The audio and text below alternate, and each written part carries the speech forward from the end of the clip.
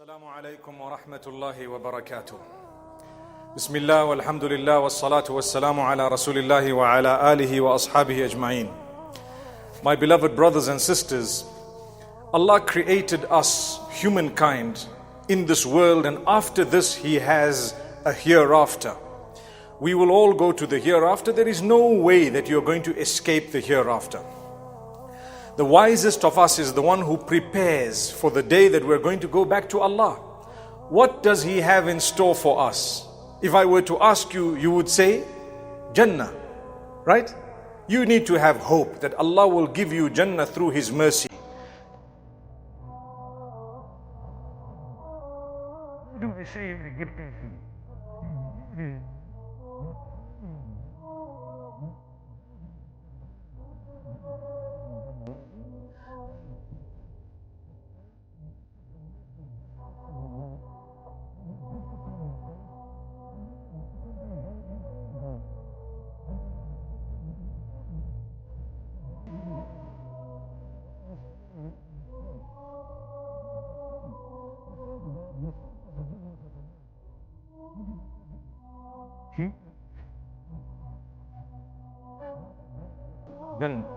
But my brothers and sisters, Allah created us in this world with certain things that He has placed in order to test us. Two of them I want to mention today: khawf and huzn, fear and sadness. When you come onto the earth, Allah says, وَلَنَبْلُوَنَّكُمْ بِشَيْءٍ مِّنَ الْخَوْفِ. Subhanallah. In Surah Al-Baqarah, Allah says, we will definitely indeed test all of you with a little bit of fear. Fear. That's the first thing Allah speaks about. Fear is your first test. And that's why when Allah speaks of Jannah, always He says, فَلَا خَوْفٌ عَلَيْهِمْ. There's going to be no fear. They will not need to fear. There's not going to be any sense of fear. What is fear? It might be a small word, but in the English language, many words would be needed to translate the Arabic khawf. For example, anxiety is khawf. When a person is worried about the future, worry is also a type of khawf. When a person doesn't know what's going to happen tomorrow, that's also khawf. When a person is in real fear or is scared, that is khawf. All this is going to happen on earth. You have people who threaten you. You have a job you might lose. You might have lost in terms of your health. You're worried about your children, the future, what's going to happen. All that is normal. Allah says, we made you on earth in order to test you with khawf. That's one thing. Second thing is huzn. Huzn is sadness. When Allah describes Jannah, He always says, فَلَا خَوْفٌ عَلَيْهِمْ وَلَا هُمْ يَحْزَنُونَ. They will have no reason to fear, to be sad or to fear, either one of them. Why does Allah say no fear, no sadness? Because it proves that in this world there will be fear and there will be sadness. That's what it is. Sad about what? Sad because someone you didn't expect to do something to you did that thing to you. You're sad. For example, things didn't go your way, you're sad. Well, I'm going to tell you something shortly.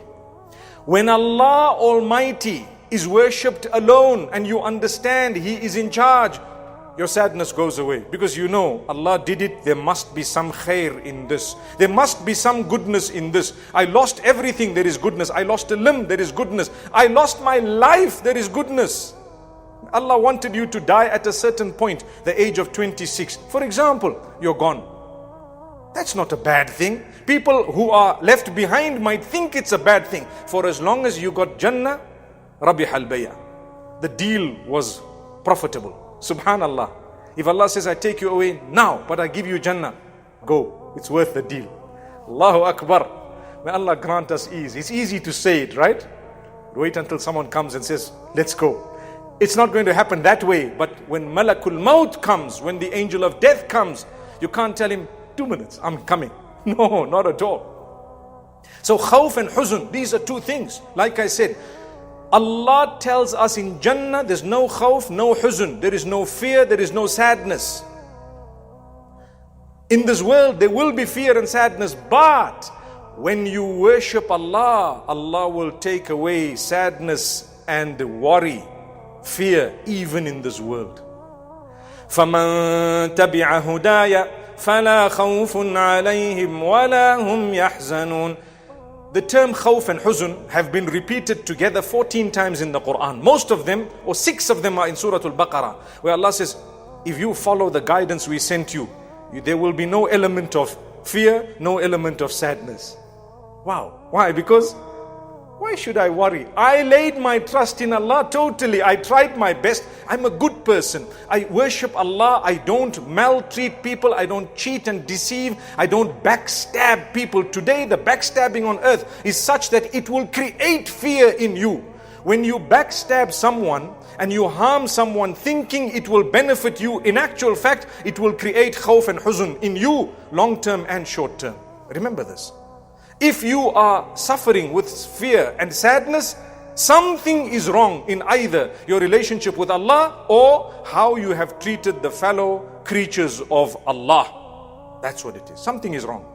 Because if you're a true believer and you treat people well and you talk to them nicely and you respect everyone and you don't shortchange someone, you haven't cheated or deceived or backstabbed someone, etc., etc., there is no chance that you can go beyond a certain level or the minimum of al-khawf wal-huzn, fear and sadness.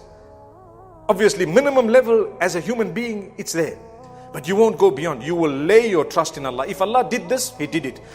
A person's whole factory burnt down and he says, Alhamdulillahi ala kulli hal. What's that? That's his iman. He says, you know what? I suffered a loss, yes.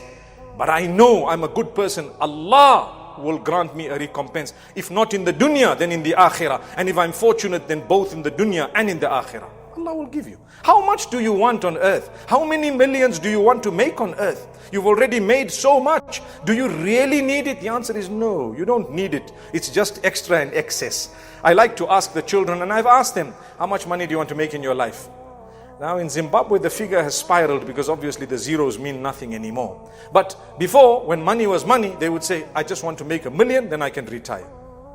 I promise you, some of the adults will tell you, we made the first $1 million, we went for the next one. We went the next one, we went for the 10. We made the 10, we wanted to go and go and go, and it does not stop. And how much are you going to use on earth? I promise you, not more than a few dollars. That's it. After that, your children, your family members will fight over that money when you're gone. Your brothers stop speaking to each other only because of money, nothing else. Throw the money away and have your mahabba, have your love. It's better for you. May Allah grant us goodness. Throw your money away. You don't need it. Love is more important. Your relationship with your brother is far more important than that money. But you don't realize. If I were to ask you, put a value, put a price tag upon the money, upon the relationship you have, you cannot. You want happiness. How much are you going to pay for happiness? I want to give you another example. People fear. What did I say earlier? Fear and sadness. Right? That's the topic today. Fear and sadness. How in the Jannah it's not going to be there. On earth it is there. But if you have a relation with Allah, Allah minimizes it to a bare minimum. La khawfun alayhim wa la hum yahzanun. Good relationship with Allah. Why should I fear? I lay my trust in Allah. So you have, subhanallah, a person, what would he pay for one heartbeat?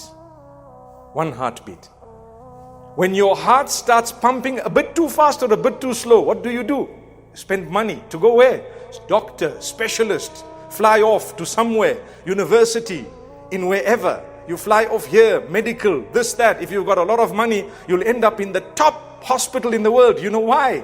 You don't want that heart to stop for one beat. Allahu Akbar. And you spent 100 million.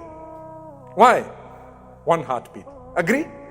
Allah tells you, lay your trust in me. It's okay. You'll be calm, cool. You do your salah. Imagine, you're so excited because Allah gave you the chance to put your head on the ground for Him. Did you know Allah chooses who He wills to put their heads on the ground for Him?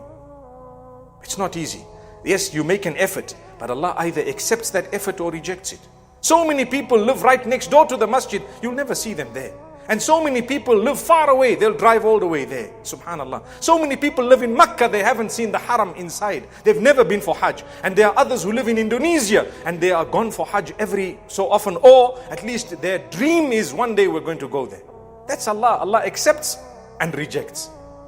Rabbul Izzati wal Jalal. So, how do I protect myself from khawf and huzn? How do I protect myself from what Allah said He's going to test us with? Now, the sadness comes because you lost a child. It's normal sadness. The sadness comes because you lost something. True sadness should be when you've missed your obligation up unto Allah. When you missed your obligation unto Allah, you missed Fajr, you should be very sad that day. Something went wrong, you committed a sin, you should be sad that day. That is true sadness. Why? Let me seek the forgiveness of Allah. And then you should be happy that Allah showed you a door to come out of the sadness by seeking forgiveness. Rabbul Izzati wal Jalal. My brothers and sisters, how should I minimize this? Allah teaches it to you. 14 times in the Quran He has told us these qualities of these people. If they do good and they worship me and they believe in the last day, they have no reason to fear nor to be sad. Leave it in my hands and trust me. That's it. If you have tawakkul in Allah, you won't have a problem. What is tawakkul? To lay your trust in Allah and to leave things in the hands of Allah after you did what Allah gave you in terms of capacity to achieve what is right. Let me give you a quick example. People say, hey, there is a virus. Nothing will happen to you except by the will of Allah. We agree. Nothing can ever happen except by the will of Allah. We agree. But when Allah has given you the understanding and the capacity to do some form of precaution, some minimum form of protecting yourself, you need to do that. You need to do that because that part, Allah left it in your hands. Then you lay your trust in Allah. When you have a false trust in Allah, you say, Allah, nothing will happen except by your hands. I'm just going to carry on as though there is no lion in front of me. If the lion will bite, it will bite. If it won't bite, it won't bite. And guess what? Subhanallah, you're bitten and eaten. That is suicide. Because why did you throw yourself when Allah says, وَلَا تُلْقُوا بِأَيْدِيكُمْ إِلَى التَّهْلُكَةِ? Don't throw yourselves with your own hands into destruction and death. That's what Allah says. So, I will be in my car, I will close my windows when I'm going to the lion park, and I will make sure I don't misbehave. Then if the lion tears open that roof and mauls the person and eats them up, don't worry. That was always in the taqdeer of Allah in a way that you won't be questioned about it. You played your role and Allah did the rest. But when you did not play your role, then you have to answer to Allah, why did you pretend like you were a wise crack? That's the word. Wise crack. He thinks he's too sharp, too intelligent. He's the only one who trusts Allah. Not at all. You actually do not trust Allah. Why don't you sit at home and wait for the money to come in? People will come and say, oh, by the way, here's your salary. What work did you do? Where did you go? What happened? Nothing. You got up and you did work. So Allah says He will alleviate for you your fear and your sadness if you believe in Allah. I don't have the time to go through all these 14 verses, but I want to tell you, nearly all of them have mentioned in them of worshipping Allah, doing good deeds and believing in the last day. I just give you one example. Allah says, إِنَّ الَّذِينَ آمَنُوا وَالَّذِينَ هَادُوا وَالنَّصَارَى etc. etc. The believers, the mu'mineen, those who were Jewish, those who were Christian, etc. etc. مَنْ آمَنَ بِاللَّهِ وَالْيَوْمِ الْآخِرِ. Whoever believed in Allah and the last day, وَعَمِلَ صَالِحًا, and did good deeds, فَلَا خَوْفٌ عَلَيْهِمْ وَلَا هُمْ يَحْزَنُونَ. There will be no fear for them, nor will they have any reason to be sad, because they believed in Allah and the last day and they did good deeds. Those are the three things you need. When you do those three, even in this world, Allah will help you so that your sadness comes down, and Allah will help you so that your fear is alleviated. You can walk and you know nothing will harm me except if Allah has written it for me. May Allah bless every one of us. أقول قولي هذا وصلى الله وسلم وبارك على نبينا.